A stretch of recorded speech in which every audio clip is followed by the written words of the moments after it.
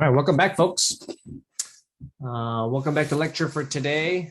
Good to see you all. I think we will expect to have a more intimate audience today, seeing as we have this is the 24-hour period for the first exam.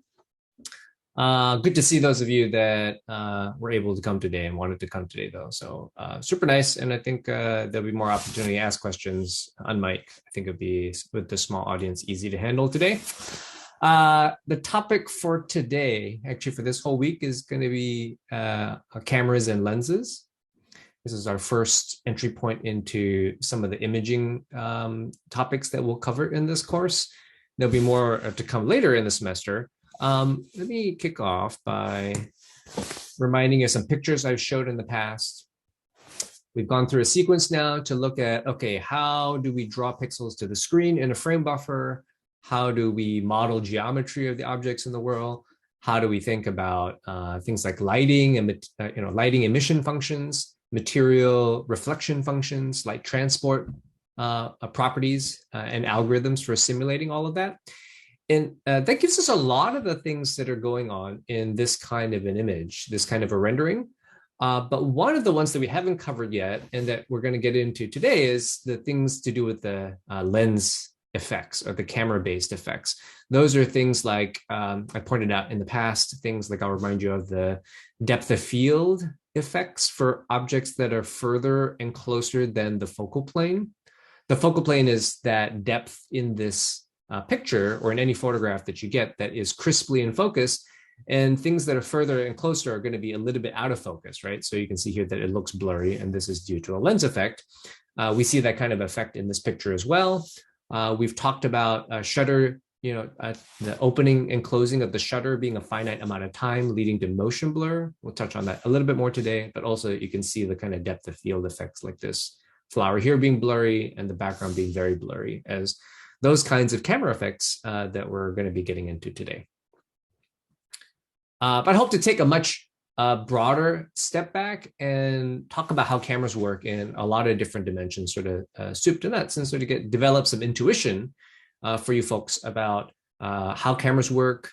When you look at a photograph, what sorts of compositional issues and camera settings issues come into play in crafting that kind of a photograph. So those kinds of things as well, okay, not just the technical aspects or purely technical aspects of cameras and their characteristics. So a lot of what we'll be looking at is what's happening inside the camera. Okay, here's a cross section of a more traditional kind of a camera. This is a pretty uncommon, a camera that's becoming increasingly uncommon these days, but was extremely common and the workhorse of professional photography or serious photography for decades. This is a DSLR camera. It stands for a digital single lens reflex camera. And what that means is that there's a lot of mumbo jumbo to an acronym for this class of camera that so this was an actual physical camera. It's about this large, and it's been put through a metal saw, okay, a metal and glass saw, and chopped in half. Okay, so that's what the cross section that we're looking at is.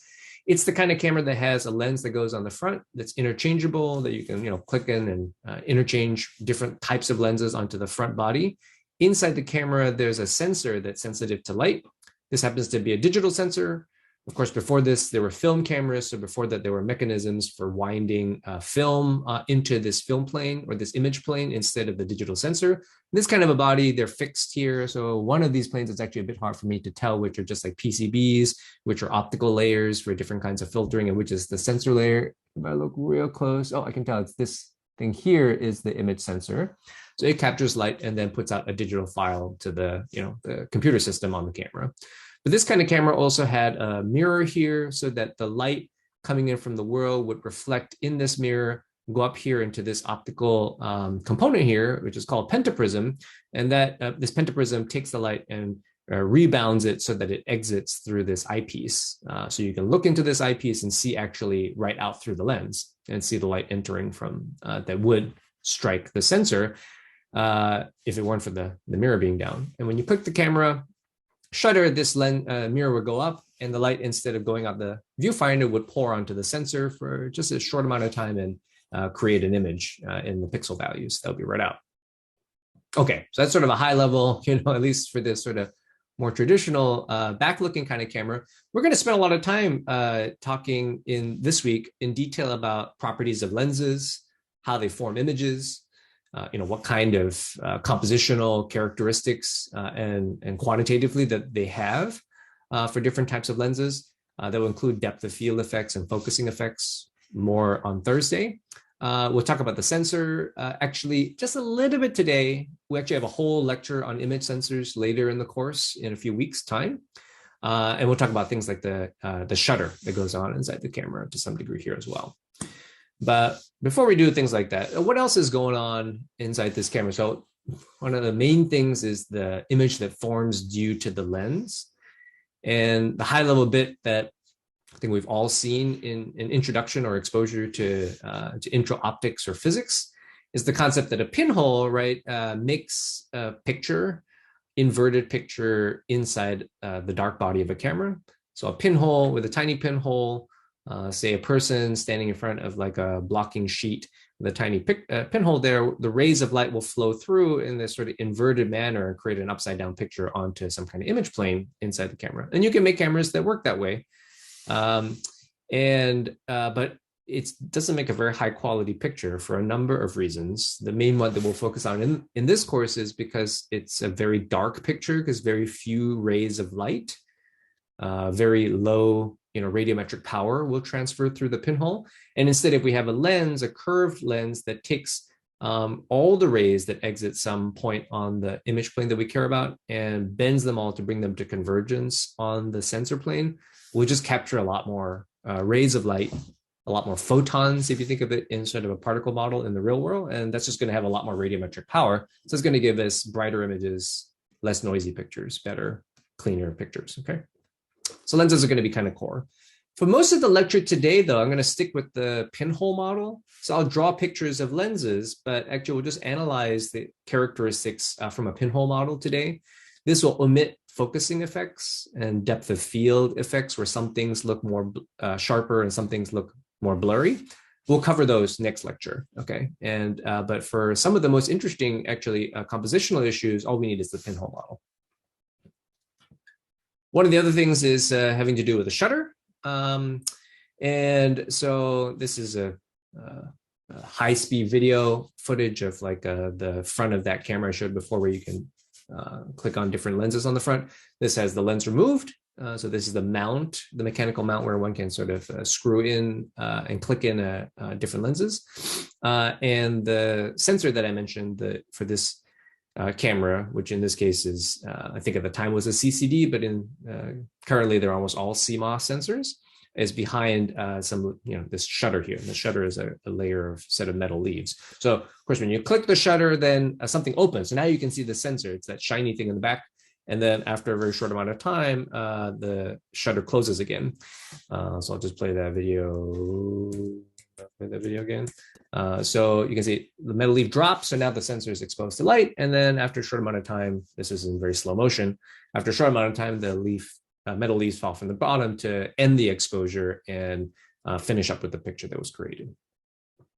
During that open shutter duration, then the sensor, in this case a CMOS sensor, as I'm showing here, with an array of pixels across the silicon surface, of course, each of the pixels is adding up the light that arrives at and converting it to some charge that it can be read out in analog, then converted to digital, and digital values and stored in an image file.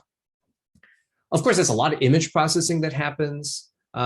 We've probably all seen, to some degree, notions. It's very common in marketing of cameras these days, right? That the image sensor has, a color filter array on it.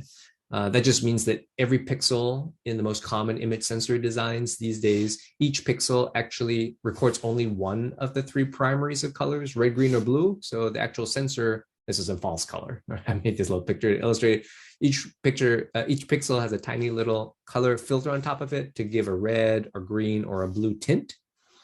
That produces an image file that has one intensity value per pixel, whereas eventually when we produce color, we think of color reproduction as RGB, right? So in RGB, we have to interpolate this array of color of one intensity value per pixel into full RGB color. This sort of shows sort of a cartoon of that process happening. Okay, and then we get a full color image. We're going to touch on image processing and those kinds of issues more deeply in a later lecture again on image processing. So we'll talk about image sensors and image processing in 2 lectures later in the course. Okay, but they're obviously related and deeply in the belly of digital camera, or how cameras function in this day and age. But for this week, we're going to focus mostly on the optical image formation issues. Okay, so that gives a bit of a bird's eye view of some of the important imaging topics we're going to cover, and the ones that we're going to touch on more today. So with that said, let's dive into the first one. Okay, optics of image formation, field of view. We've talked about field of view before in this class. We've talked about it in the transforms lecture, right? In thinking about perspective transforms. And there was a view frustum that we talked about, and a horizontal field of view, how we do the mathematics of that. And I showed some things related to the relationship of those things we were talking about at that time with photography, but at a pretty high level. It turns out in photography, all those same kinds of issues are present, but since we're constrained to physical objects, these are physical lenses, right? They're actual optical devices with real pieces of glass inside them, inside real metal housings. There's a lot of constraints that is less flexible than when you're trying to just simulate this in software. Okay, let's talk about one of the first ones. Okay, the first one is the effect of the focal length of the lens on the field of view. So FOV is field of view here. Okay, and it's a very simple relationship. But of course, the constraint is that, if we're in the real world, the sensor is an actual size. Here I've written it as since it's in profile here, the height of the sensor being a specific h, okay? And the lens that we choose actually has a focal length. We'll talk about this in more detail in more technical detail, full technical detail next lecture, but a lens, this focal length, roughly speaking, is the depth at which light that arrives at the lens is going to converge to come to a focus at. So I've drawn it here as this distance f. And if you consider, well, what's the picture going to look like of the world that we get on this sensor, you can think of it as the field of view. So you're going to get a photo. So what's the highest thing in the world that we're going to see? What's the lowest thing? What's the leftmost thing? The rightmost thing? It's going to be defined by this field of view, just drawn here. It's just sort of the I guess in this case the vertical field of view for the height. But of course, that's in 2D. So when I talk about field of view, in this case, we're talking about angular field of view, and this is the angle that we care about. And of course, it's just related by a simple trigonometric, relationship, right? So as I've written down here, so arctangent to arctangent h over 2f. But this is a really big effect, of course. If you take the same sensor and put a different lens on your camera, on your DSLR camera, or these days we call it like an interchangeable lens camera, then this one has a shorter focal length. Okay, we call this a wider angle lens. We call it wider angle because with a shorter focal length, you can just see by the tracing of these rays, which are drawn from the leftmost and rightmost edges of the sensor out into the world through the implied pinhole. Again, I told you I was going to draw lenses, but we're going to analyze a lot of things today just in terms of the pinhole. And we can analyze that by just thinking of a pinhole at the center. And drawing out this has a much larger field of view, okay? So that's one of the main effects on the field of view. The other, of course, is having a different sensor size. Now, in the same device, it's pretty unusual to swap the sensor size. Usually the sensor size is fixed for a device. Like our smartphone has a sensor in it. We're not going to swap it out, right, on a very regular basis. In any camera you buy, it's going to have a sensor in it typically, and that's not going to change that often. If at all, but different cameras, of course, have different sensor sizes. So here, for example, is a full frame sensor. This is sometimes called 35 millimeter full frame sensor. And this is, as you can see, drawn to scale, a slightly smaller sensor size. This format of sensor size is called APS-C.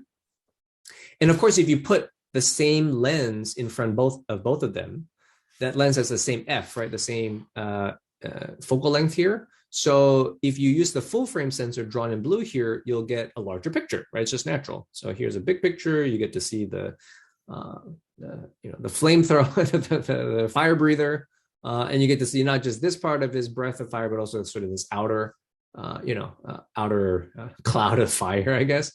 And with the full frame sensor, if you use the APS-C sensor, then you're going to get clipped and you'll see a smaller portion of the interior. Okay, does that make sense? As drawn here with a dotted line for the angular field of view, and this here down here would be the APS-C size sensor. Okay, so very simple sort of trigonometric relationships, but they have a huge effect in designing cameras or using cameras for figuring out what picture you're going to get and how you're going to have to compose it. On sensor sizes, there's a huge diversity of sensor sizes in real devices out there. So starting with our smartphones, these tend to be, millimeters, like a small several millimeters by several millimeters, I don't know, 4.5 by 3.4. They're a little bit bigger these days, but not a lot. And then point and shoot cameras, which are not as common these days, were slightly larger. You can see here, they're sort of drawn to scale. And as they get larger here's the APS-C format that I described, you can see this sensor size, the area is a lot larger, many multiples, like an order of magnitude or more larger than what's in the cell phone. Here's the full frame sensor size, and then there's even larger medium format sensor sizes. And actually the same geometry we talked about here extends to medical imaging systems. You can think of actually like if you go to get an X-ray, there's even larger sensors that are sensitive in that case to X-ray radiation that are used, in hospitals. And there the sensors are like, the size of your chest or something like that, and then put it right behind your chest. Okay, so that's how you can think about the field of view of these kinds of systems. Here's a simple example. So how do you maintain the same field of view? And here again, field of view means angular field of view in the world, right? This angle of divergence of these rays, if you have a smaller sensor size. So for example, if we have a dedicated camera with a large sensor, and I went to Yosemite and I stood in a certain spot, okay, and I took a picture of Yosemite Falls, and I got this picture. So I saw the full extent of the falls and part of the cliffs on the left and the right with a particular focal length.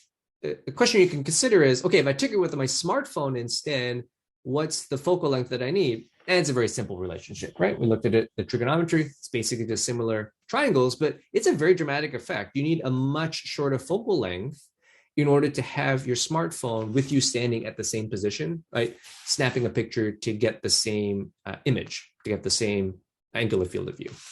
All right. Okay.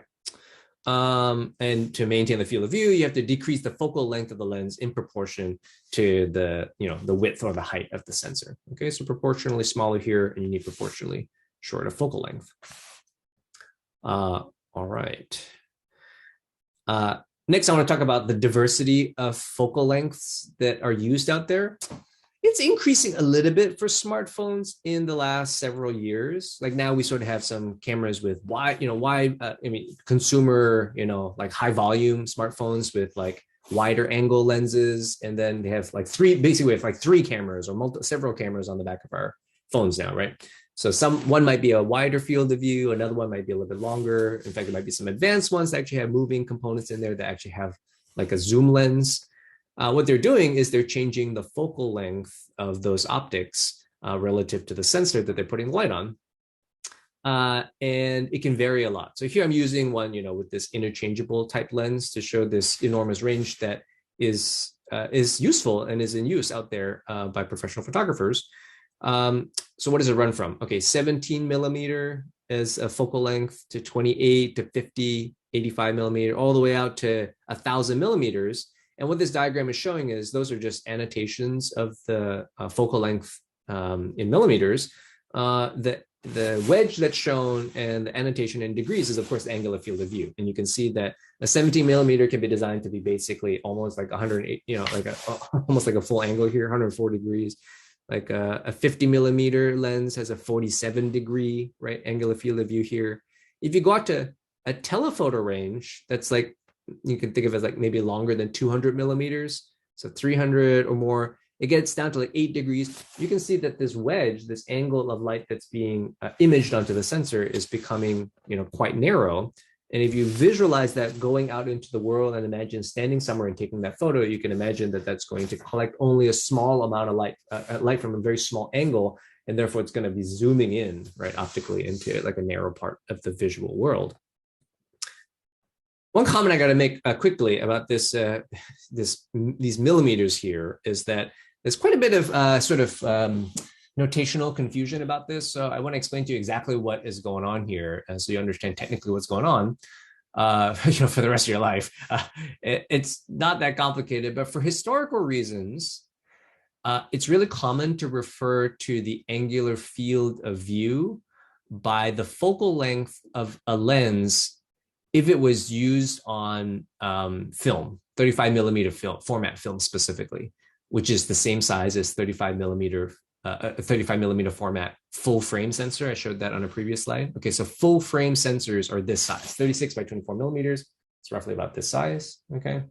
And if you put a lens of this focal length on that sensor size, it has to be that sensor size, you will get the angular field of view, equivalent to these kind of degrees. Why is it done that way as opposed to just describing in degrees? Just for historical reasons. People, when they were buying lenses, they were described by the focal length. When you went out to go buy a lens that you might consider adding to your collection to put onto this interchangeable film camera that one had in the past, it was specified in those sort of in these numbers, and people got used to that in thinking of 200 millimeters is a really long telephoto lens and for zooming in on stuff, and less than like 28 millimeters is more wide field of view. I get more wide angle field of view. Okay, so just know that this is a trivial but important. So some examples I already gave you here, examples of focal lengths. 17 millimeter is a wide angle, very wide, 140 degrees. 50 millimeter is a normal lens, quote unquote, 47 degrees or so. 200 millimeters is starting to be telephoto. Telephoto means that we're sort of zooming in on something that's far away, hard to see with the naked eye, 12 degrees or smaller. And let me make a brief comment about normal. So what is normal? This is extremely subjective, okay, and yet quite real in sort of like practice as a photographer, that you would feel it if you folks are photographers and use this, or if you haven't, if you went and haven't done it before, you went and got some interchangeable lenses and put 50 millimeter equivalent focal length lenses on it, you would kind of feel that in this range, it feels like the photo you get kind of looks like the scene that you're experiencing in real life. The objects feel roughly the right size. This is extremely subjective because it depends on how large you're looking at that photo, tiny, or if you blow it up on a wall, obviously like enlarge it onto like a poster size would be different. But at sort of typical print sizes or viewing sizes, this is what happens. Very subjective and yet very true, because if you find that if you use a 17 millimeter or any other wide angle lens, it doesn't feel like being in the real world. You just be like, oh, wow, you got a picture that captured this really wide field of view, and you sort of have to look left or right if you were there as a person, as a human being, to experience that same photo. It doesn't cause any problems in looking at the photo. It's beautiful. You can interpret it fine, but it's different than the perceptual experience of being there. And similarly, if you have a 200 millimeter telephoto lens and you stood at a location and you took a shot, it doesn't feel like being there in person, because the picture that you would get would be a really large and it would be a big zoom in, enlargement, magnification of something that felt visually quite small when you were at that location. Okay, so that's why normal is a term that gets used, and that's qualitatively the experience that people are trying to express with that terminology. And then coming back to the first bullet that I had here about this, this historical way of referring to the focal length of lenses on the 35 millimeter format for these angular fields of view. So you have to be a little careful. Sometimes, I think this is really coming down now, reducing now, but it was very common for a while, and still sometimes happens, that people say, like a smartphone might have an approximately 28 millimeter equivalent focal length, okay? That uses this historical convention. It will be equivalent to 28 millimeter focal length if you put it on a full frame sensor. In reality, in your smartphone, it is way smaller, as we saw in that picture that I had right a couple of slides ago. Where was it again? This one, right? So the actual focal length is be way small. It's going to be 5 to 6 times shorter than in the full frame sensor. So that's a bit of a confusing terminology, but that's how it works. Okay.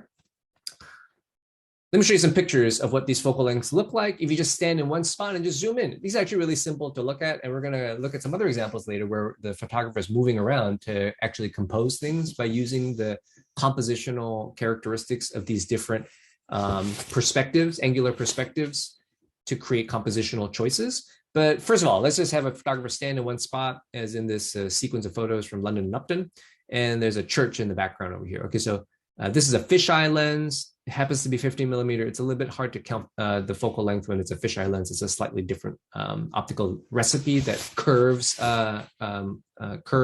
straight lines in the scene to sort of curve like the whole hemisphere into a square.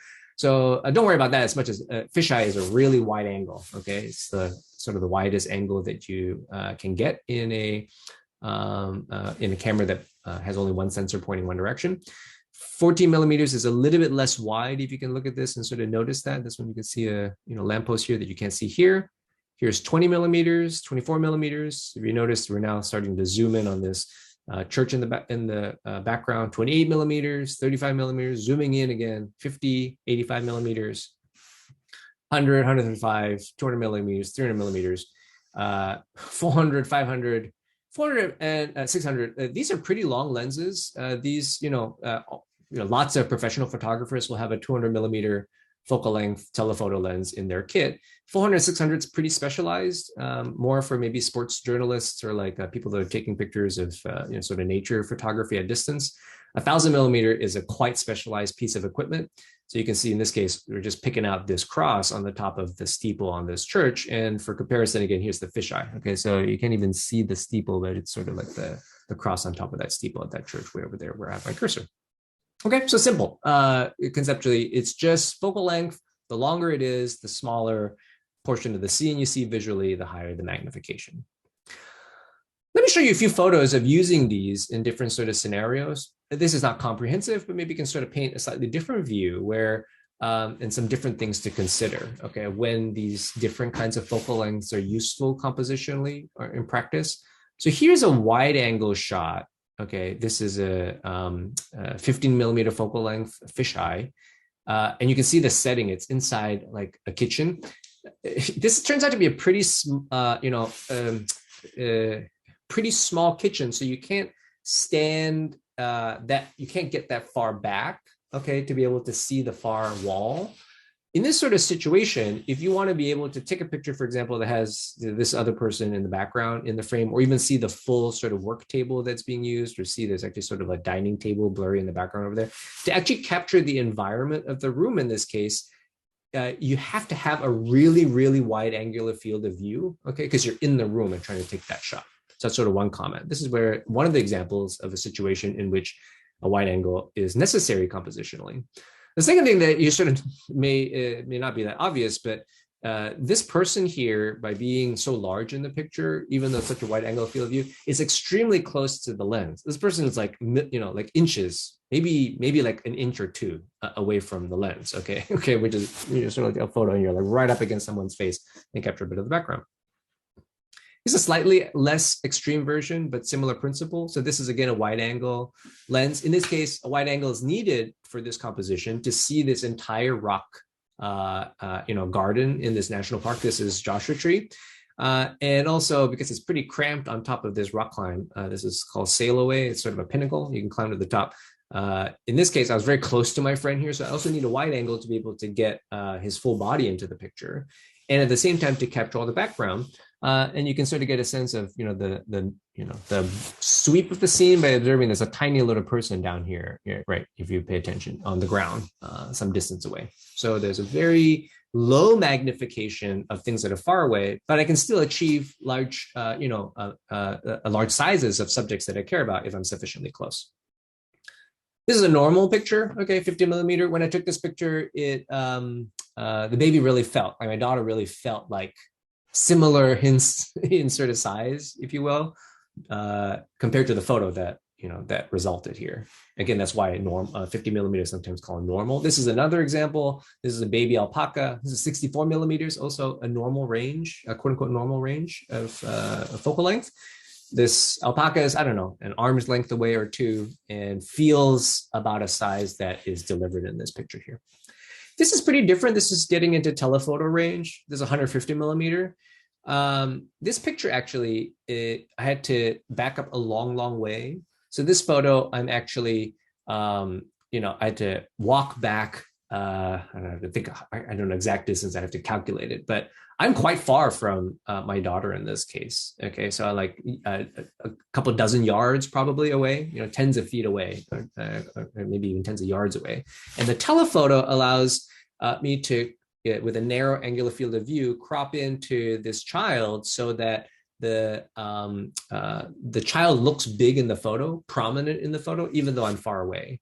And furthermore, you can think about what's happened to the background. It's sort of cropped out a small portion of the background compositionally in this picture. Okay. And that is going to be very different than if I was close with a wider photo, with a wider angle lens or a shorter focal length lens. Someone asked a question: is it more expensive to build small focus or large focus lenses? Yeah, good question. Let me just sort of help with a little bit of terminology. So, small focus versus large focus. That could refer to sort of some focus characteristics that we'll talk about next lecture. Say focal length. Focal length would be the right technical term that you mean here. So I'm going to say small focal length or large focal length lenses. And no, it's not necessarily more expensive to build one or the other. Some types of designs are a bit trickier. For example, fisheye designs tend to be trickier. Some wide angle lens designs tend to be trickier. Some tend to be easier. Certain telephoto lens designs have very classical lens design forms that are pretty simple optical engineering wise and pretty cheap to manufacture, relatively speaking. And same for some normal type lenses. But overall, it has less to do, the cost of the lens has less to do with the focal length as opposed to the correction of aberrations, how high quality a convergence of light that it creates very crisply. We'll touch on that at the end of next lecture. Good question, thanks. Here's another shot telephoto. Okay, here's an example where the focal length of the lens might be really constrained. You might have to use a certain telephoto because a narrow angular field of view because of how close you can get to the scene. So this is a shot taken from the shoreline, a great distance, right? This is not taken from a boat that's in the waves, but from the shore very far to take a picture of this surfer where you can see the person not as a speck in the picture, but of a prominent size requires a very narrow angular field of view. So you can see suggested on the right there. Similarly, if you want to take a picture of the moon, okay, like if you try to take a picture of the moon with your smartphone, you'll notice that it comes out as a tiny little dot, okay, in the photo that you get. To take a picture where you even have like any reasonable size, you require a really large magnification. You require a really long focal length, if not a telescope. Okay, so 420 millimeters is approaching a short telescope. And you can use that, of course, for, take pictures on a horizon at long distance and create pictures, where even though they're tiny specks on the horizon, you can kind of see them too, if you want to use it for compositional reasons. That's a good segue for me to remind you of some things I've showed you in a previous lecture where we talked about composition. Let me just come back to it and tie it into some of these focal lengths that we're talking about now, as I promised to do at that time. So this is a really, I think, key set of pictures, really helpful if you haven't seen this before or you don't practice this already as a photographer that's thought through these kinds of artistic or compositional issues and how they affect your photography. Let me remind you of this again, okay? This was using different focal lengths on the imaging system. In this case, they're going to be different lenses, 5 different lenses on the same camera body, just, swapping them out, and taking a portrait of a person where the person is going to be the same size in the photo that we get, as you can see here, okay? So from this wide angle through these 2 wide angle shots, almost fisheye here, wide angle through to this telephoto, the portrait, the woman in the scene is the same area, right? Same number of pixels, approximately speaking, in the resulting photo frame. But of course, in order to create this picture, the photographer couldn't do what I showed you earlier, just stand in the same spot and, change the lenses.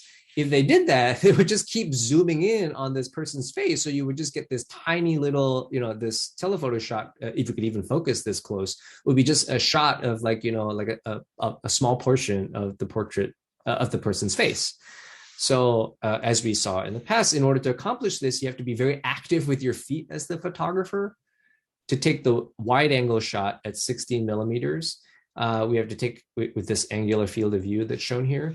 To get the subject's head to be this size in this photo, you need to be pretty close, okay, inches away from the person. And to accomplish the same kind of size of the person in a photo from the telephoto lens, 200 millimeter, you have to back way up. Okay, this is yards away. So you literally have to pick your camera up, walk backwards a long way, and then point at the person again in order to take this picture. And of course, it's a dramatic difference in the background. There are important but subtle differences in the quality of the person's face too. Okay, let me talk about that first.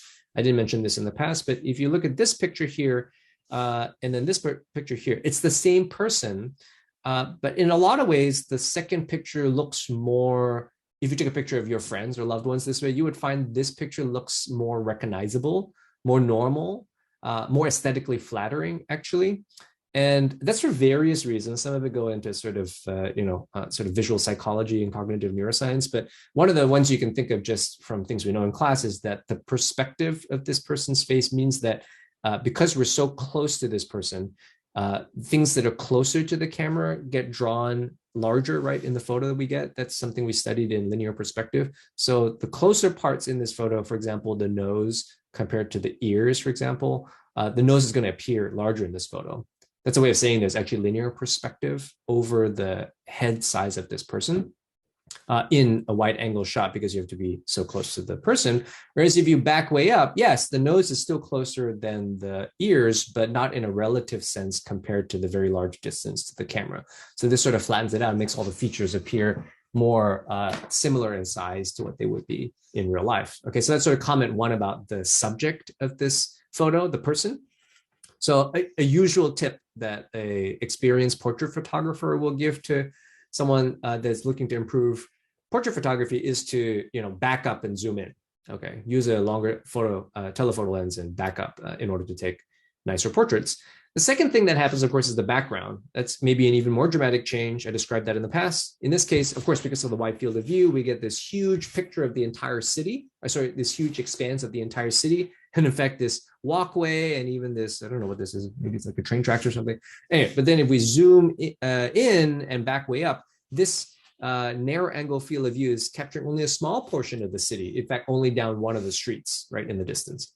Okay, so that's a very large change. And this is really central to a photographer's mindset. I really like this quote from Ming Tain. You can check out his blog if you're interested in photography or sort of photographic theory, or just looking at a lot of really great photos. He says, one of the things I quote him here as I was saying is, choose your perspective before you choose your lens. Choose your perspective before you choose your lens. And the perspective is the a relationship geometrically between the subject that you care about, the main subject of your picture, compared to its surroundings, secondary subjects like the background or other people in the scene that you may want to capture but are not the most prominent subject.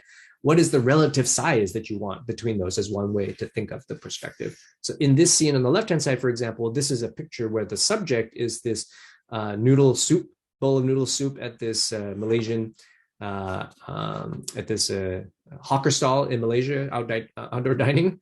But by choosing a wide angle focal length and getting very close to this bowl of soup, the photographer can show you not just the soup, but the surroundings, the outdoor metal tables, the stalls where you can buy the food, and the setting and the lighting of the whole scene.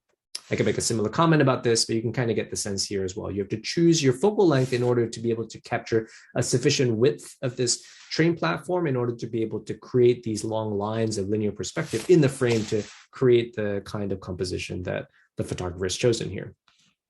So to wrap up all of these sort of things, I want to finish with some simple tips that you might consider if you want to think about these sort of things for improving your own photography. If you haven't thought about these kinds of things before, tip one, make sure you have a strong subject in your photographs. Okay, choose a subject, know what the subject is, and you can't have 5, 6, 7 different subjects in a scene. In fact, you can rarely even have 2 subjects in a scene. A picture is really an idea strongest usually before you break the rules, you can sort of like follow them. Usually the rule is that a photograph can only really express one visual idea, have one strong subject. So know what it is, commit to it, and make it very prominent in your photograph. That usually means making it large. Okay, at least, for example, like a third of the pixels in your final photo. Okay, tip 2, choose a good perspective relationship. And I'm going to use that term here to mean sort of relative size. Okay, the perspective relationship between your subject and the background or the foreground. Could be like, for example, in the scene with the photo with the noodle soup, the background, you can think of this as the secondary subjects in the scene are the stalls where the food is being sold and the neon lighting of them to set the ambiance. Decide what you want as the relative sizing between them. And the goal is to complement the subject that you have, but not compete with it, okay? And then tip 3 is to change the zoom, in this case, the focal length of your camera, of your imaging system, and change the camera distance to your subject in order to accomplish the choices you made in tip 1 and tip 2. This turns out to be very active. So, okay, you implement this by zooming your lens and then moving your camera in and out of the scene, actually moving closer or further away from the subject in order to make sure the subject's the right size when you have the right focal length for setting up the perspective relationship. This totally works with your smartphone too. If you have, interchangeable lens camera, you could swap the lenses. If you have a zoom lens, you could just turn the zoom ring. If you're in a smartphone, you can just pinch to zoom. Totally works. In fact, the compositional choices here for setting up what things look like in the final image that you make are artistically and aesthetically in the picture going to be much more important than the resolution of the picture that you get. Okay, so these kind of choices you could consider in applying, and I encourage you to think about them. I think that they can be really useful for making the strongest visual images and stories that you can with your cameras. With that, let me change gears a little bit and put some of these ideas together in a slightly different way. This is the famous cinematic effect called the dolly zoom, where some of these ideas of picking a subject, keeping it sort of a constant size, but then changing the focal length and changing the position of the camera all come together in a technique that's called dolly zoom. Sometimes it's called the vertigo effect because it was first used by Alfred Hitchcock in the movie Vertigo in 1958. Okay, so let me try and play this. And what you'll notice is the use of this effect of changing the zoom and changing the camera position in order to keep one depth plane in the world at the same magnification, and everything else was sort of the magnification of all the other parts. Things that are closer and further will change as this effect is going on. Okay, so let's take a look.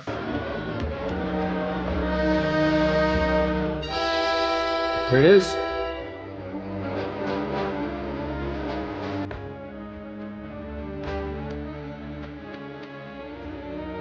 Second time.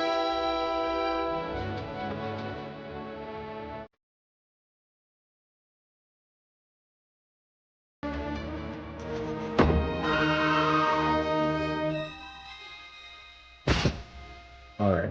Famous scene in Vertigo. All right. Okay. One more example from Steven Spielberg's use in another famous movie, Jaws.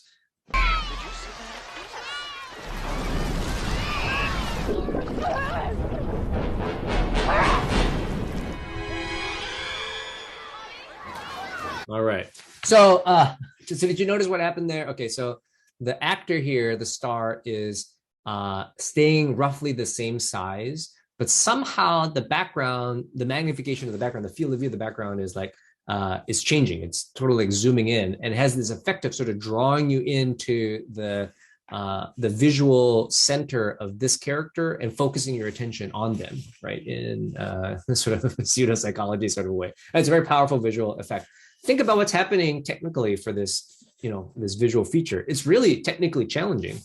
The camera operator has to have a team to pull the camera, which is a large object for cinemas, especially at this time, to pull that camera back smoothly. So they have a rail or something to, glide it back, roll it back, while pointing consistently at the movie star here And then there needs to be a camera operator to turn the focus ring. We'll talk more about that next semester, but cameras need to be focused. So you have to stay focused on this subject here and turn the zoom ring so that the size of the subject is staying constant. The size of the actor is staying constant even while the camera is being, pulled back at a fast speed. Okay, so dolly zoom cinema technique, also known as the vertigo effect. Okay. Any questions about composition or angular field of view or these kinds of matters that are on your minds?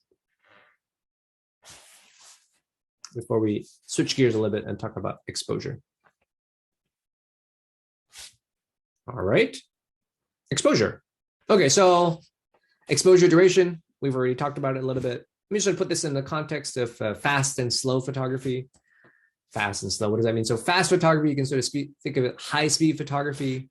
This originally was done with long exposure. That is, the sensor of the camera's opened, exposed to the world for a long time, but in a dark room. So nothing's happening in terms of creating a picture, except that there's a bright strobe illumination, electronic flash, illuminates the scene very brightly, but for an extremely short period of time.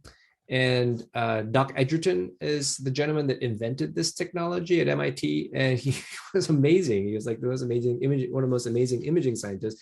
He went on to produce a whole series of photographs revealing the hidden world of things that are happening at incredibly fast speeds that we can never see normally. For example, an apple, the way that it breaks open on the front and the back when a bullet goes through it. I don't know if I would have guessed that, the apple tears and ejects as much material on the back end as the front end, if I hadn't seen this photo. How did Doc Edgerton make this photo? He synced the opening and closing of he synced the timing of the flash going off to the shot, the sound of the gun being fired. Okay, so when you hear the bang, then there was some electronics in order to fire the illumination at the same time. How fast is the illumination? I'm not exactly sure for Doc Edgerton's time, but I bet it's pretty similar to what it is today, actually. And typically these days, flash illumination with xenon bulbs, which you see on sort of, not typically on smartphones these days, but on standalone cameras. The exposure duration is about 1/3000th of a second or so. Okay, so really freeze, very fast action. You have to be down to thousandth of a second.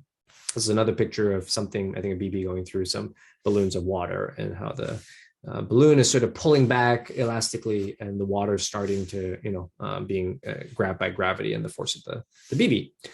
Other beautiful pictures that Doc Edgerton made. He didn't make the one about the balloons, but he took one of these two. Okay, it's like a droplet of milk onto a surface. And it makes like this totally amazing shape, with all this beautiful symmetry and these little tiny droplets hanging around in a crown. Showed that if you hit a baseball, the baseball totally deforms around the baseball bat before it then, rebounds and recovers its original shape elastically to fly off with a lot of force and a lot of velocity. A question here. Shouldn't this be a small exposure time? Why do we have long exposure on the slides? Oh, yeah, thanks. Good question. Yeah, look, you're hitting on the right concept. The picture is being produced by light that is coming from a very, very short period of time, okay? Technically, so maybe this sort of emphasizes the wrong thing. So thanks for asking the question. Technically, what's happening in these pictures is that the camera is actually left open and being exposed for a long period of time. So it's sort of a long shutter duration, long shutter exposure, but it's in a dark room. So nothing is happening. And the only time any light accumulates on the sensor is when the flash goes off for that, 1/3000th of a second in this case. High-speed photography can also, show obviously like the shape of a person's tennis swing, the shape of like a aircraft land. Actually, this is a switch to long exposure photography. Okay, so sorry, I transitioned here. Okay, so high-speed stuff. We've seen lots of examples of that these days. Plenty of stuff on the internet. Fascinating topic, and we can really, magnify time and see what's happening in really brilliant ways using that kind of high-speed photography technology. Long exposure photography kind of goes the other way and produces a different kind of aesthetics that's also very beautiful in many cases. This are the wingtip lights on some commercial aircraft that's landing, at an airport. Here, this is, really, I think, creative. This photographer got a rower to attach some LEDs along the length, like a space evenly across the length of the oar, and have the LEDs turn on during the shutter duration. So this is a long shutter duration, and the light on the oars are obviously moving with the motion of the rower in this case, and it produces something that gives you an impression of that the actual trajectory of that oar in each moment, in each stroke.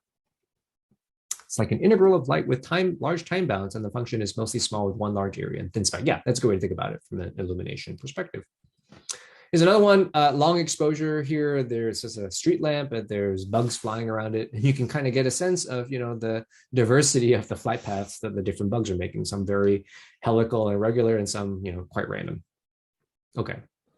In general, though, for exposure, fairly simplistic, okay? Not too much going on. That's pretty crazy in operating the camera here. The exposure Q, this goes back to radiometry for that symbol, equals T, the time duration, times E, the irradiance, okay?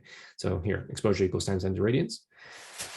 And in most camera systems, or in all camera systems, the exposure time is controlled by the shutter. We'll talk about different shutter mechanisms or shutter technologies in a second. The irradiance, E, again, remember from radiometry, that's the power of light falling on a unit area of the sensor, okay? Right, in this case, it's where's the irradiance we care about? It's the irradiance on the sensor surface, at the pixels of the sensor, right, physically speaking. The power of light falling on a unit area of sensor is the irradiance on the sensor surface. And that's going to be controlled by a couple of things. One is the lens aperture. The aperture is just the size of the opening in the lens. Again, we're going to talk about those kind of effects, especially as they relate to the focusing and the kind of images that we get with respect to depth of field characteristics next lecture. But for now, you can sort of think of like, if you open the lens up, are able to open the lens up and still have it focus well, clearly, the bigger you open it, the more light is going to come pouring in, so the irradiance is going to go up. And it's also controlled by the focal length, it turns out. It turns out the longer the focal length for the same aperture size, the less light is going to fall on the sensor, the less irradiance is going to fall on the sensor size. We'll get into sort of why that is next time. It's going to relate us to something called the F number for calculating exposure. But these are sort of some ways we'll talk about this lecture for thinking about those exposure durations. Okay, so this leads to the concept of exposure levels. And in photography, it's often common to talk of, because it's sort of one's experience in working with light, that a one level increase or decrease, perceptually speaking, in the photograph that you get is related to a doubling or a halving of the light. So, okay, so it's in a logarithmic scale. The perception of increase in brightness by one unit level perceptually is actually logarithmic in the radiometric increase or decrease in light. So that's given a special name for that reason. One stop you can think of as a perceptual unit of change in the overall brightness of an image, okay? And so if we go up by +1, that +1 is in stop units. And this is an overexposure relative to, this might be called sort of the normal exposure. It's sort of right in the sense that no parts of the picture are blown out. Like in this part, you can see this white sweater, or parts of like the skin of this person that is closest facing to the light are, or maybe here on the hand, you can tell the most is like really gone to white because it's sort of exceeded the dynamic range of the sensor. So this might be called an overexposure. How much? By one unit, one stop. And a -1 underexposure, in this case, some parts of the scene are pretty dark.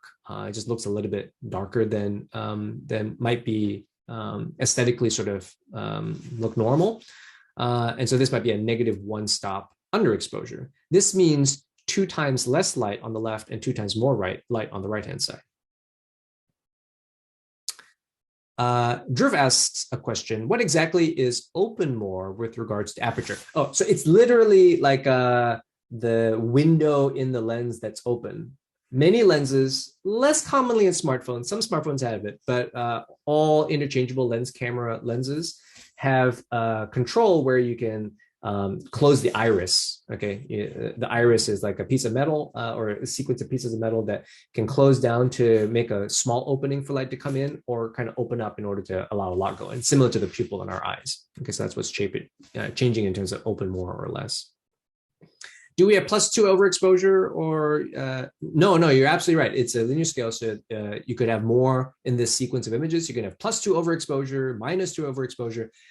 A stop, or the +1, +2, +1 stop, +2 stops is just a doubling of the light. Okay. So the exposure controls, actually this might go to Drew's question a little bit. Okay, so I could use this cartoon to help explain that. So this is the opening in the lens. And how much light in the center of like the glass design, the optical design of the lens. There's like some mechanism, the pupil, the iris, that can open or close. And if it's closed really small, then most of the light's going to strike this barrier, this iris barrier, and get blocked from entering the camera and striking the sensor. If it's open all the way up, as large as it can go, then a lot more light is going to come in to strike the sensor surface. The units of this are in F numbers. So a small opening has the terminology F32. A large lens opening has the terminology F1.4. This is written in some German scale. Okay, so 1,4 is actually it's just 1.4. 1.42, 2.84. Each of these steps here is actually one stop change.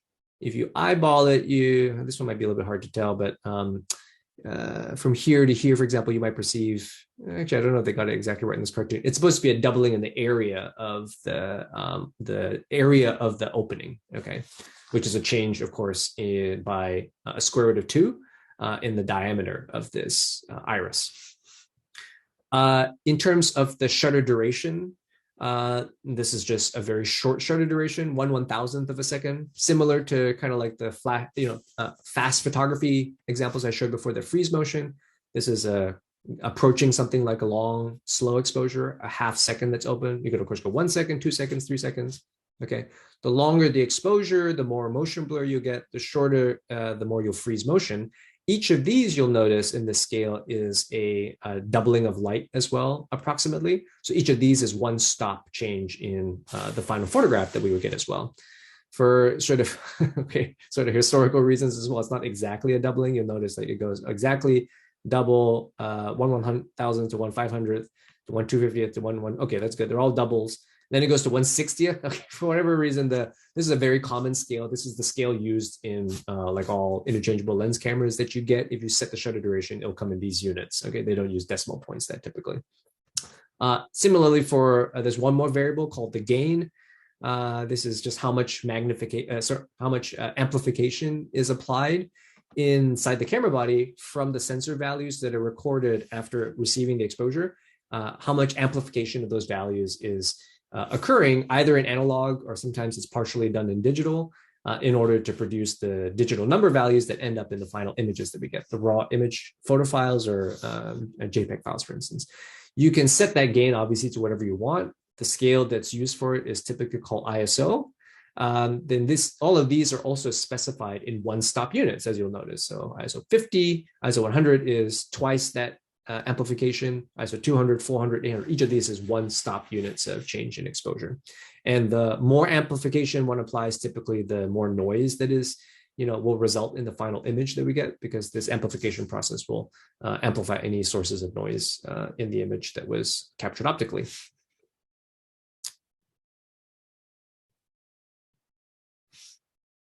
Someone asked, does that not cast a shadow on the sensor, and that being the iris that is closing up this picture? Yeah, really good question. You have to engineer it carefully for that not to occur. And we'll take a look at that a little bit in next lecture, although actually the issue that you're describing, it actually goes a little bit beyond the optics that we're going to cover next lecture. But no, it will not cast in any sort of lens that you will buy. This will not cast a shadow onto the sensor that looks like a circle. It's only going to change the total amount of light that falls onto the sensor. We'll understand why that happens, when we look at ray traces of rays flowing through lens systems next lecture. Um, okay, so definition of F number of a lens, which I wrote over here. And so I told you this is the doubling sequence. Each of these represents a one-stop exposure change, which means twice the area, right, in each of these steps. And so what's the F number? This funny scale that I showed there, I just wrote it again here. Common F stops on real lenses, 1.4, 2, 2.8, 4.0, 5.6, 8, 11, 16, 22, 32. If you are a photographer, this scale is really familiar to you because these are the choices that one makes in the settings on the camera or mechanically on the rings of a lens in order to choose these different lens aperture settings. These are called the F numbers of the lens, okay? The F number is defined as the focal length of the lens divided by the diameter of the aperture.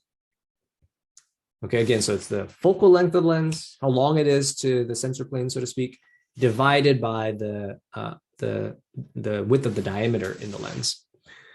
Each of these is a one-stop setting. As I mentioned before, one stop doubles the exposure. Okay, just as a notational thing, this is the f-stop sequence of numbers. This has a lot of different ways that it's written. So just to avoid confusion for you, if you see this out there on products or in like papers or anything else that or in any work setting in the future, an f-stop of, for example, 2 is sometimes written little f over /2 or capital F colon 2. I've even seen it written capital F2 or capital F 1.4, lots of different ways.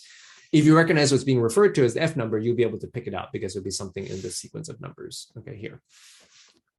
Okay, so exposure controls again, aperture, shutter, and gain. This goes with the cartoon that I showed earlier. Aperture size, we can change the f-stop by opening or closing the aperture.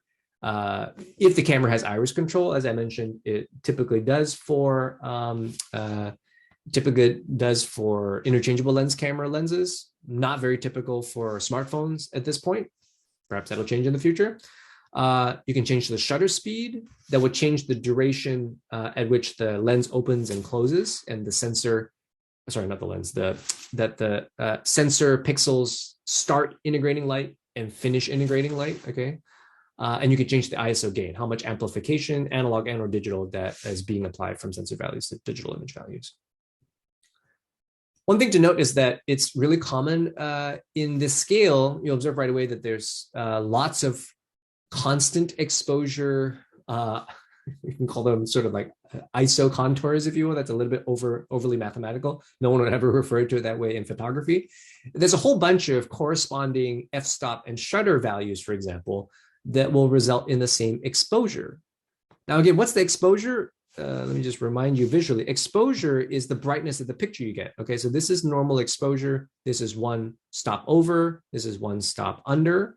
And you can achieve, though, this normal exposure with there isn't a specific choice of f-stop and shutter. There's a whole combination, right, that will accomplish the same exposure. For example, f1.4 at 1/500th is going to have exactly the same exposure as f2 at 1/250th of a shutter, 1/250th of a second exposure shutter duration.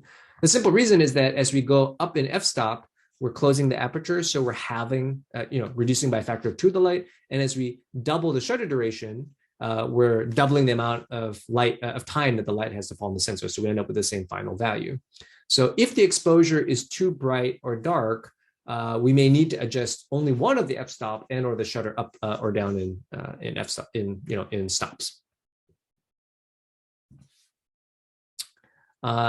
ISO gain, I actually described this already before. Let me just show you some pictures as opposed to the cartoon. So this is a little bit older these days. These days, I think camera devices have been optimized in fabrication, manufacturing, particularly in semiconductor foundries, to have better performance than this. But this trend still is always present, that lower ISO gives final pictures that look cleaner, they have less noise.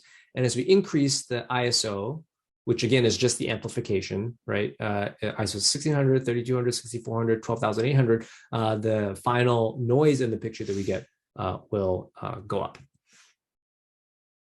Okay. Physical, which parameter does exposure compensation change? Oh, great question. Yeah, on cameras, there's often a setting, actually I didn't get into the controls on cameras for how the shutter duration, the ISO, and the focal length sorry, not the focal length, the F number gets set. They all have to get set relative to the right exposure in the scene.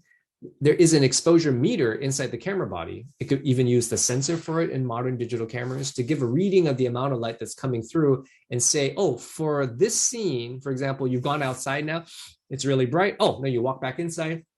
It's a lot darker because you're in shade now.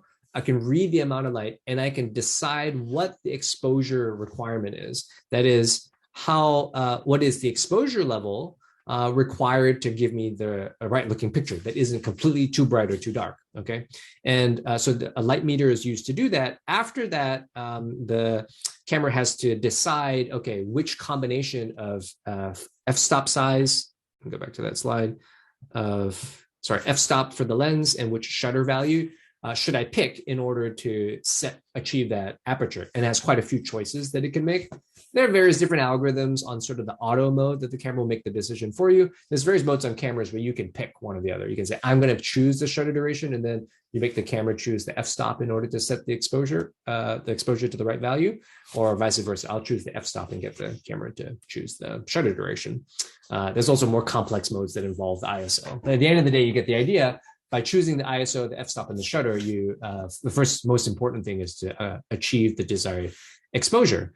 If the camera's made a sort of decision error, this comes back sort of to the question that was asked, what's exposure compensation do? There's another setting that can be applied on the camera that says, hey, I think that camera, you've decided an exposure level that to me, the photographer looks too dark or too bright, and I can sort of dial that up, brightness or darkness wise. After that, there's a certain exposure, and the same rules that I described before can be applied to choose a final f-stop and shutter set of values. Very good. There's a question. How can we understand the idea of f-stop? The previous slides talk about adjusting the f-stop. How can we, shouldn't the f-stop be the result of changing other parameters? No, the f-stop in this case refers to the size, the setting for the next photograph of the size of the iris in the lens. So the physical diameter of it. Instead of specifying it in millimeters, it's usually specified in this scale as a relative number compared to the focal length of the lens.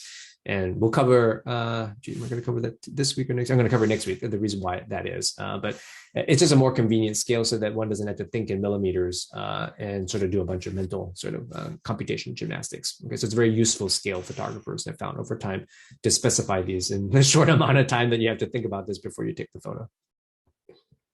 Okay. Keep going a little bit. Okay, physical and electronic shutters. So physical shutters, let me show some of these slow-mo videos that I showed earlier. Okay, so this is a slow-mo video of a 1/25th of a second exposure. This is not a very long, not very short exposure, maybe slightly longer than usual, I would say, but pretty reasonable. This is taken with a camera that shoots 2,500 frames per second, okay, and then play back at normal video rate. So it's going to slow it down by, I don't know, like something like 1,000 times. I take that back. It's in this case, slowed down 100 times by these slow-mo guys. They have a great YouTube channel if you haven't seen them before. Okay, anyway, again, the shutter mechanically drops, and then a second one falls from the top. So you can notice right away that the implementation of this shutter system inside this camera, which by the way is still used in lots of cameras today, interchangeable lens cameras today, is composed of actually like what's called a two-leaf shutter, mechanically speaking. So it's got two metal components. One is hiding up in the top. When the shutter is supposed to begin, the first leaf, which is closing the whole thing, will fall down. And then after that, the second one, when it's time to stop, it'll fall down to block it again. Okay. And why are there two different flaps here? One with the leaves and one without. I see. There's leaves on this one too. It may just be a little bit less clear from the lighting, but that one's a leaf structure too. Okay. They both have to kind of fold up to mechanically fit inside the camera body there. Okay. The main side effect of shutter duration, of course, is motion blur if it's too long. So this affects us. We've all taken pictures where it's kind of blurry because of, we can sort of tell it's because our hands were shaking or because someone was moving in the scene as we took the shot. Doubling the shutter time works linearly for motion blur, right? Doubling the shutter time will double the motion blur. So here's a simple example of, I don't know, some picture of like some interesting doorknob here. And what is this? 1/125th of a second versus 1/60th of a second. You can sort of see the handshake is more, of course, in the 1/60th of a second exposure, or in this example, slow shutter speed. Of course, things are going to blur more, fast shutter speed. Okay, simple. The other big class, of course, of shutter is that, this thing, the structure that I showed you, this mechanical shutter structure that I showed you, does not appear in smartphones. Smartphones use electronic shutters, and at least in the current and many generations past, that may change in the future, where the pixel is electronically reset to start the exposure. So the way to think about it is that the CMOS sensor inside, we'll get into a bit more detail about this in the image sensor lecture that's coming up in a couple weeks. But the CMOS sensor is a chip, okay? You can think of it in a lot of ways, kind of like a memory chip, conceptually speaking. And you can reset the memory to 0 level. But it's a memory chip that also responds in an analog fashion to light falling on it. So as light falls on it, it fills with photoelectrons, each of these pixels, and then we read out the electronic pixel value at the end of the exposure. So the problem of this is that most sensors read out the pixel value sequentially, and it takes some time. So it's a memory cell, but there's a lot of data values, memory, cells in this CMOS sensor typically, right? We have 16 megapixel sensors. Some high-end cameras have 50 megapixel sensors, or maybe even with dual, it's like over 100 or more memory cells. Reading this all out takes a certain amount of time from a memory bandwidth perspective. And so as an example, it varies hugely from sensor to sensor, and technology is improving this all the time. But a typical number might have been 1/30th of a second in fairly recent, even smartphone sensors, maybe 1/60th of a second, to read out the entire sensor. That is, start in the top left corner, read all of the sensor pixel values, and then get to the bottom right pixel value and get all of them. If we reset all of the pixel values to 0 at the same time, and then let it fill up with light, and at some point say, okay, we're done, we're going to start reading out. As we're reading, some of the pixels are still filling with light. So the last pixel that's read is going to have a 1/30th of a second longer shutter duration, longer shutter exposure, right, than the first pixel that was read out. So we would just get a picture that gets brighter and brighter as it goes down. So that would be no good. So the usual strategy is to treat it like a chip that you can address each of the memory cells and tell each of them to reset at a slightly different point in time. That is, we stagger the reset timing of each pixel to ensure, in tandem with the readout speed, to ensure that all of the pixels that are read out have the same total have a uniform exposure time.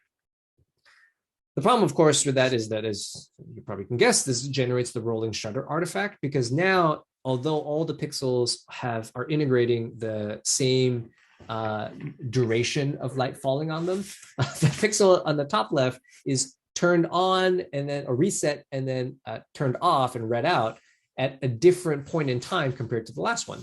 This, of course, leads to all the kind of rolling shutter artifacts that you folks have seen, like buildings that look like they're leaning backwards if you take a picture on the freeway, or sometimes very fanciful things like if you take a video of like a propeller airplane, like it doesn't even look like one propeller, it just looks like all these crazy pictures, which is an aliasing artifact coupled with a pretty interesting sort of spatiotemporal timing pattern on the sensor surface. I really love this picture, and I'll show it. I think it gives a bit of intuition if it's not really intuitive in your brain already. Again, the slow-mo guys, let me play it. You may remember this video from a few years ago. I was blasting Dan in the face with a cork, and when I was editing the video, I noticed something really weird in the Canon footage. On this one frame of video, the cork is suspended in the air, but the shadow of the cork has already hit him in the face. Luckily, we had the Phantom right by its side, so we can analyze exactly what happened with the Canon there. So imagine the color going down the screen as the Canon acquiring each frame of its video. Nothing happening in this frame. Watch this one though. As it gets down to the cork firing, it then hits the shadow. And that explains why there are two different moments in time at different heights. All right.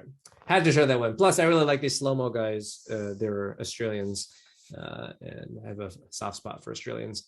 All right. Very good. And here's a little diagram, but I think it's I belabored the point enough. So electronic rolling shutter, the time when you actually get the exposure duration, it varies over the positions in the frame. Now, as one sort of final thing, it's often sort of described in sort of photographers who are trying to show that mechanical shutters like this one I showed you here, like this double leaf shutter, don't suffer from rolling shutter in the way that electronic um, shuttering sensors or cameras do.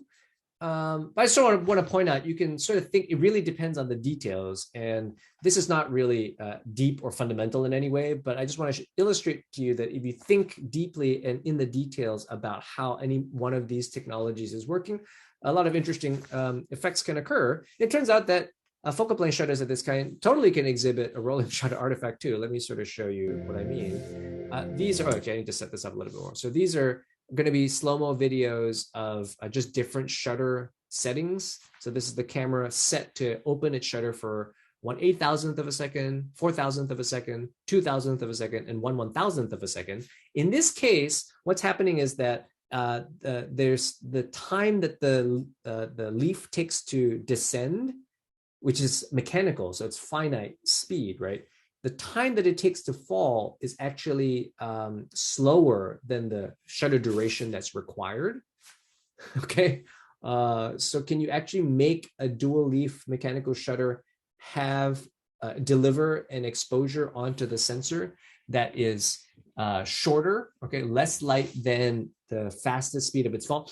It turns out you can. What you have to do is you have to drop the bottom curtain and then start dropping the top one before the bottom one reaches the end, okay? Then you just have a narrow opening, as you can see in this freeze frame here. I'll play the video in a second. And that narrow window is going to fall over the sensor.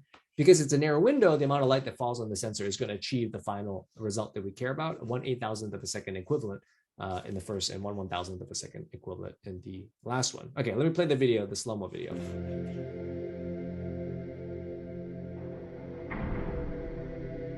Okay, so that's what it looks like. As it falls, it's falling perfect. Can you imagine how hard it is to design something mechanically that works that accurately? Okay, the top and the bottom have to fall and they have to keep a perfect gap, right, the whole way. If the gap varies, even, there's a little bit of frictional like differences in the mechanism as it rotates or as it finishes its, there's a rotational mechanism in there as it falls. Like, one could speed up a little bit relative to the other and it could vary. If the gap varies as it falls down, you're going to get a photo that in different parts of it has different illumination levels, right?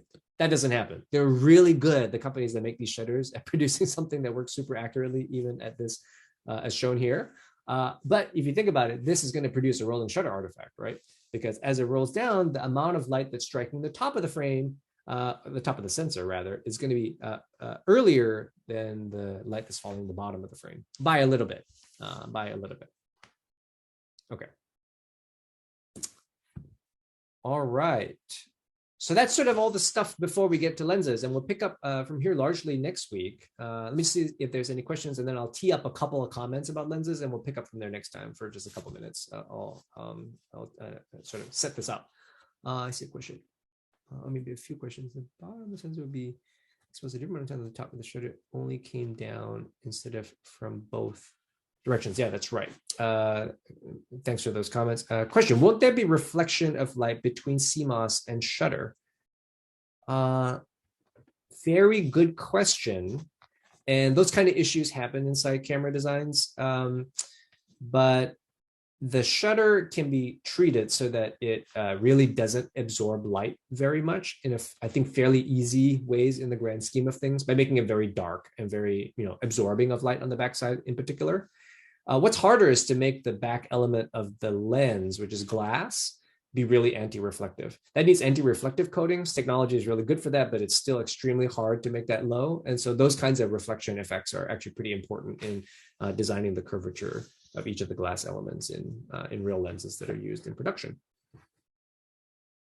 Okay, let me just set up a little bit what we're going to talk about lenses. Lenses are really quite amazing devices, and we all have so many of them, like multiple of them in our pocket. Typically these days are in the devices that we use between our laptops and our cameras and our, all the other doohickeys that we have. Okay, so a couple of high-level comments. Real lens designs are highly complex. This is like an old Apple phone at this point, and at that time they were already, making quite a fuss about, okay, this one has 5 different elements. It's more now, 5 different optical elements that are put into this stack. Why is that? It's to make a good looking picture. We'll study that a little bit towards the end of next lecture. It's to create aberrations, or control aberrations, to make crisp pictures and not fail geometrically. The key point is that real lens elements are not ideal geometrically. They don't converge rays of light to a point, which we need, and we were assuming for the lecture today. So here's a spherical lens, and you can just see for this actual trace of rays through that the rays of light don't converge to any single point here. There's nowhere you can put the sensor and have all of these parallel rays of light reach the same point, okay? This is called a spherical aberration. So in order to accomplish a better convergence, we use multiple lens elements. However, it turns out that to study a lot of the properties of lenses, it's really helpful and totally accurate to make an approximation of a thin lens that does achieve perfect geometric convergence here. In other words, we're going to make a first approximation for most of next week's of Thursday's lecture, not all of it, but most of it, where we make a thin lens approximation that says that the rays of light that come parallel through any lens converge to a geometric point. Okay, that's the assumption we'll make. So here, where is it? Okay, all those rays of light can go through this now analytic thin lens, and they converge geometrically to a perfect point. If we do this, this thing here is the focal length, parallel rays of light converging to the focal point. The distance between the thin lens and that point will be called the focal length. And from that, we'll be able to derive a huge number of properties about the focusing effects and the depth of focus properties, the depth of field properties of lenses by drawing very simple ray diagrams called Gauss ray construction diagrams. And that's what I want to share with you in detail next week. And see how far we can get from this really simple approximation. Okay. All right. Thanks, folks. We'll pause there for today.